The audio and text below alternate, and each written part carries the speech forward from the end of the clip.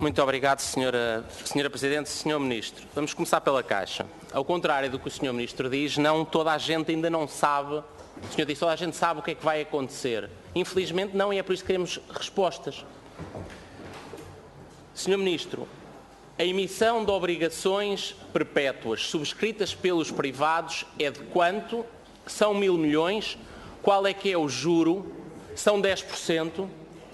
Se sim, isto significa que em 20 anos a Caixa entregará em juros 2.000 milhões de euros aos privados, aos investidores privados.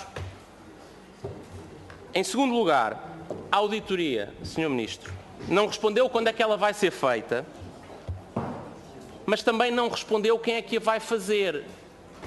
A deliberação do Conselho de Ministros dizia que era feita pela Caixa. O Presidente da Caixa Geral de Depósitos disse: não posso e não devo ser eu, não pode e não deve ser a Caixa, deve ser o Banco de Portugal, coisa que nós sempre dissemos, para ser independente e não ser uma auditoria caseira. Vai ou não seguir a indicação do Presidente da Caixa, fazê-la, dar a instrução para fazer e fazê-la de forma independente? Mas, ó Sr. Ministro, para que fique claro, o que dá medo aos portugueses é a surpresa de terem que meter 4 ou 5 mil milhões de euros sem que isso corresponda às necessidades de capitalização. Foi mais ou menos o exercício de, com o dinheiro dos outros é fácil fazer. Se o dinheiro é dos contribuintes portugueses, quanto mais não interessa, não há problema. E é por isso que, quando as necessidades de capitalização de que toda a gente falava eram muito inferiores a isto, percebemos que o Governo ainda não sabe quais é que são, ainda está à espera de um exercício que ainda está por concluir. Quando o Governo torna público que o valor vai ser muito superior às necessidades de capitalização, é uma opção discricionária da função acionista, mas é responsável por isso, é o Sr. Ministro que decide que são 5 mil milhões de euros ou 4 mil milhões de euros de esforço. E é isso e o porquê disso que dá medo.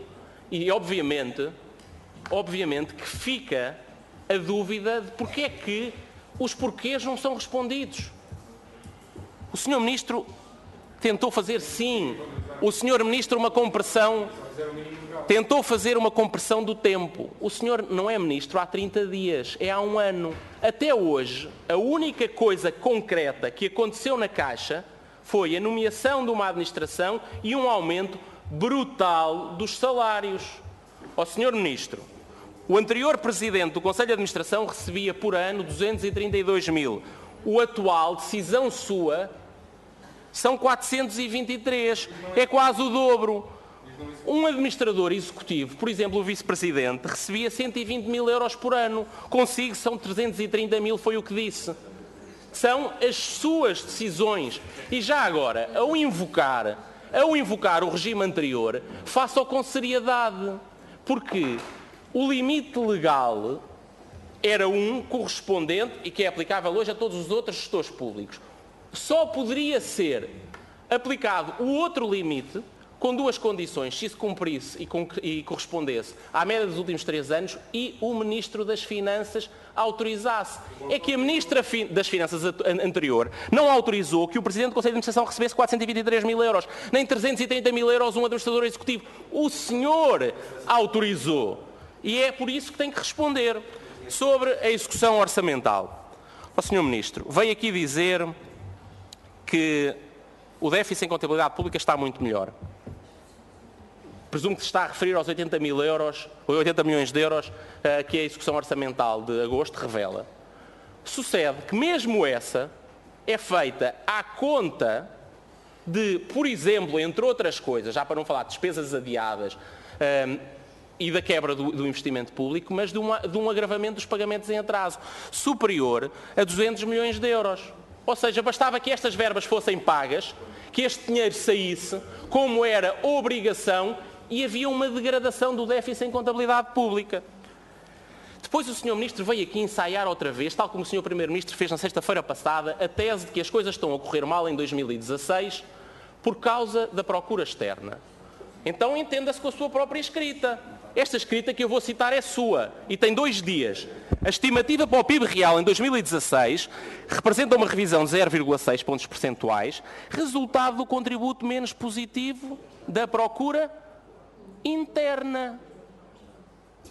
Para essa evolução concorreu especialmente o investimento e mais, que foi compensado parcialmente de efeito contrário à procura externa líquida. Sim, o que está a correr mal, acima de tudo, são as condições e o desempenho interno da economia portuguesa. Aliás, até por uma coisa que se compreende, é que os nossos principais parceiros comerciais, os europeus, estão a crescer bastante mais do que nós. Veja-se a Espanha, que representa pelo menos 1/5 das nossas exportações de bens e serviços.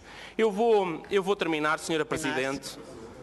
Vou terminar, Sra. Presidente, com 2 questões ao Sr.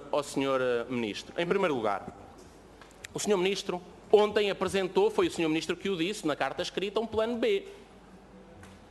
Foi o Sr. Ministro que disse que, pelo menos, os desequilíbrios, os desequilíbrios que o Sr. Ministro reconhecia, que nós não sabemos quantos são, quanto é que é, na receita e na oitante, pelo menos, precisam de correções. Uma delas são cativações, mas a outra é um perdão fiscal. Qual é que é o valor e qual é que é o valor desses desequilíbrios? Vou terminar reiterando uma questão que o Sr.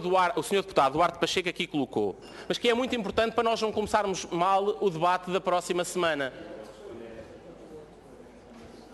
Senhor Ministro, não sei se posso... Tem que terminar mesmo, tem mesmo... Eu vou... Sr. Deputado, tem que terminar. Eu vou terminar. Senhor Ministro, o senhor escondeu do relatório do Orçamento de Estado para 2017 uma informação que é apresentada em todos os relatórios, que é o valor da receita e o valor da despesa executada. O senhor mandou uma ficção que são números desatualizados com 9 meses. Senhor Deputado, muito obrigada. Uma frase, Senhora Presidente. Uma frase para terminar, Senhor. Eu peço ao Sr. Ministro que faça o favor e a decência política e democrática de substituir o relatório do Orçamento de Estado com os dados que sempre constaram de todos os relatórios. Sra. Presidente, Sr. Ministro, o Parlamento exige saber qual é que é o limite da remuneração variável dos administradores da Caixa. Nós percebemos que aquilo que nos foi dito há bocado, afinal, são salários base. Em cima dos salários base, disse o Sr. Ministro, há remunerações variáveis. Afinal, não é uma duplicação para 423 mil euros. O valor vai ser bastante mais elevado e a responsabilidade é sua. Quanto é que é o limite da remuneração variável? Em segundo lugar, ficámos também a saber, Sr. Ministro, que, para si, poderes de controle do Ministro das Finanças, afinal, são para não ser usados. Diz, eu espero que, quando faça qualquer simulação sobre o que é que se aplicava à luz do regime anterior, ponha lá qual é que é a sua escolha discricionária, faça pedidos que lhe chegavam.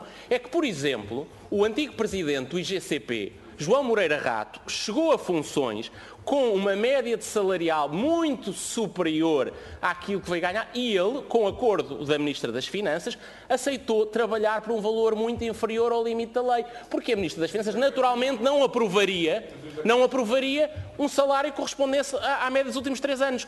Portanto, eu espero que o Sr. Ministro revele qual é que era a sua decisão, porque se mandar para aqui um quadro a dizer que eram 400 e 500 e 600, isso só aconteceria se o senhor tivesse a sua assinatura favorável a isso. Espero que isso não aconteça. Em segundo lugar, sobre as obrigações, ao Sr. Ministro, eu continuo sem saber qual é que é a indicação de juro que nas consultas ao mercado está a ser dado, mas deixe-me dizer-lhe uma coisa. Foi o Presidente da Caixa Geral de Depósitos que aqui disse que por ele toda a recapitalização se fazia num só ato. Aliás, ele chegou a usar uma expressão parecida com eu só aceitaria estar em funções se se fizesse num só ato. Portanto, está a ver que a confusão não é minha. Depois, uma palavra muito rápida sobre a lei de enquadramento orçamental. Sr. Ministro, queria dizer isto com seriedade. Tem o apoio, mas também a exigência do PSD para implementar essa lei. É uma lei muito importante. Muito importante que ela seja implementada para a qualidade das finanças públicas portuguesas. Peço que a implemente e que vá reportando ao Parlamento o estado da execução, se houver alguma dificuldade que o relate, porque o Parlamento deve apoiar esse esforço do Governo. Depois, Sr. Ministro, eu ouço falar sobre a execução orçamental e os déficits. O Sr. Ministro prepara-se para finalizar o ano com uma melhoria do déficit de décimas. Como é que o Sr. Ministro é capaz de olhar para trás e desdenhar de quem retirou ao déficit 8 pontos percentuais ao déficit nominal, de 11 para 3. Vamos criar condições. Eu noto. Vamos criar condições. Eu noto. Senhor Deputado, continue, por favor. Eu noto. Senhora Vamos Presidente. interromper. Senhor Presidente. Sim, é preciso não esquecer que, para além disso, no seu currículo... Senhores deputados, vamos dar condições ao Sr. Deputado António Leitão Amaro para terminar a sua intervenção. Vamos criar condições, por favor. Os próprios números oficiais do Conselho de Finanças Públicas e da UTAU confirmam que o ano terminou sem a medida do BANIF 3%. Medida do BANIF que é sua. E a resolução? Medida do BANIF que é sua. Já agora. E, portanto, ó Sr. Ministro, eu acho que deveria haver alguma humildade maior. Toda a gente faz o melhor, seguramente. Eu tenho a certeza. Senhores deputados, Eu tenho a certeza que o Sr. Ministro está a condições. fazer o seu melhor. Eu não duvido disso e coloco a boa fé no seu trabalho. O que nos preocupa é que não chega e não é suficiente e não é o que o país precisa. É esse o nosso ponto. Por exemplo, nos pagamentos em atraso. Vou terminar. Os pagamentos em atraso estão a crescer face a janeiro 237 milhões de euros. Sr. Ministro, aquilo que falta no Orçamento de Estado é a informação básica, no relatório do Orçamento de Estado para 2017, a informação básica sobre 2006. Qual é que é a estimativa de execução em contabilidade pública? Não há discussão séria a fazer nas próximas semanas se o senhor não substituir o relatório do Orçamento de Estado em todos os mapas e todas as partes que são relativas aos números de 2016, em contabilidade pública. Muito obrigado.